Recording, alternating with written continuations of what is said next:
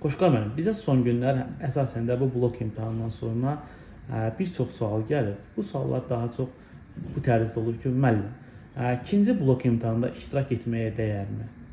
Söhbət yəqin ki, ikinci, üçüncü qruplardan Bəli, gedir. bəli. Onlar artıq birinci blok imtahanı veriblər. Əlbəttə, mən tövsiyə edirəm ki, bütün abituriyentlər ikinci blok imtahanında iştirak eləsinlər, yəni ikinci cəhddə iştirak eləsinlər. Bu bir şans cəhdidir. Baxın, adı üstündə şans. Yəni doğrudur, əlavə bir 50 manat ödəniş ödəyirsiniz Dövlət İmtahan Mərkəzinə, amma məsələ odur ki, ola bilər ki, siz balınızı 5 bal, 10 bal, 15 bal, elə ola bilər ki, mən görmüşəm şans imtahanında 80 bal balını artıran olur. Yəni bu sizin taleyinizə birbaşa təsir edən imtahandır. Ona görə də məncə riskə atmağa dəyməz. Əgər lap yaxşı bal toplamısınızsa belə, yenə ikinci cəhddə mütləq iştirak edin. Abituriyentlərə tövsiyəm budur və balınızı mümkün qədər artırmağa çalışın. Çünki universitet seçimlərində hətta 0.5 balın belə əhəmiyyəti var. Təşəkkür edirik Qoşqar müəllim.